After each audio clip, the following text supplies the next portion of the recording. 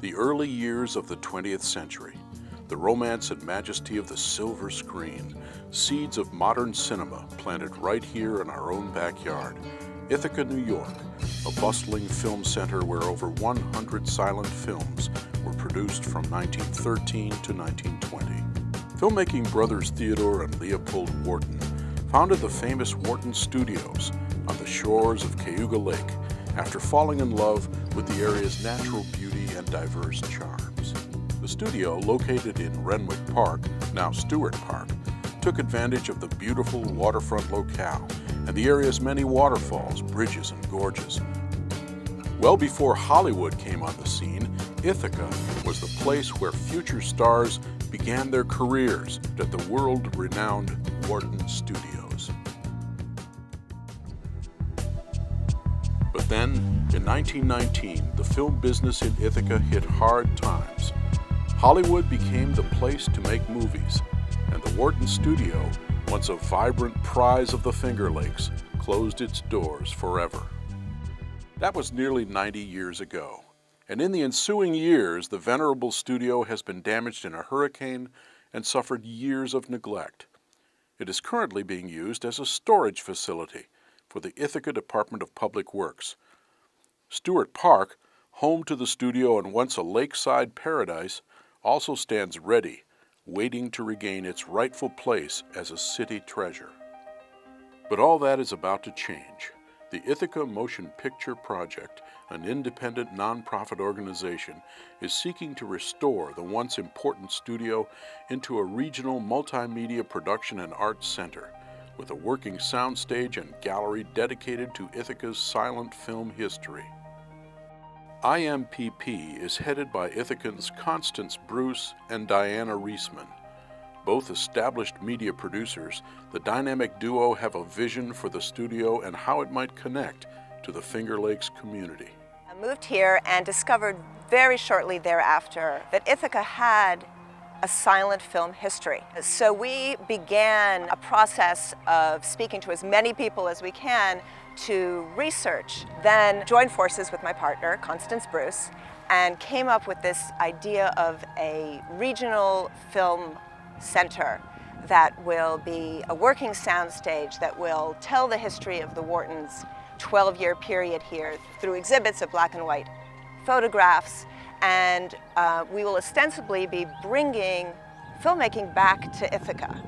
Several community leaders and leading preservationists make up the organization's advisory board, including Stuart McDougall.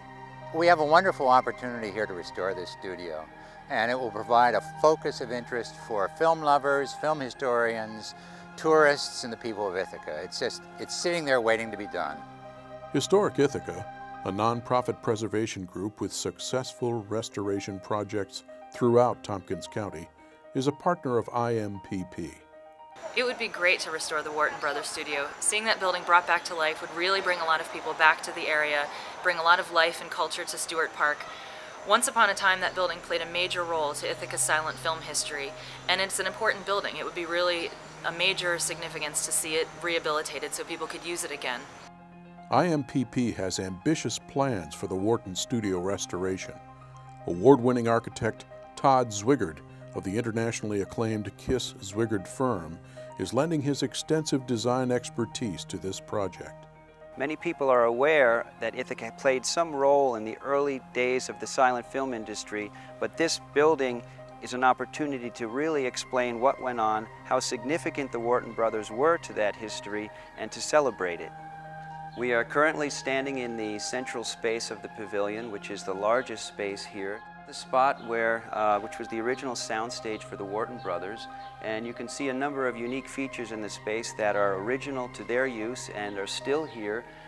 It seems appropriate to make the entrance to the new building on this side, which addresses the plaza space between the two pavilions. This is the north facade of the building, which faces the lake, and the proximity of the pavilion to the lake is an excellent opportunity for us to make use of this space for the outdoor cafe, perhaps with a gift shop, and open up the building more so that people can see and enjoy the lake.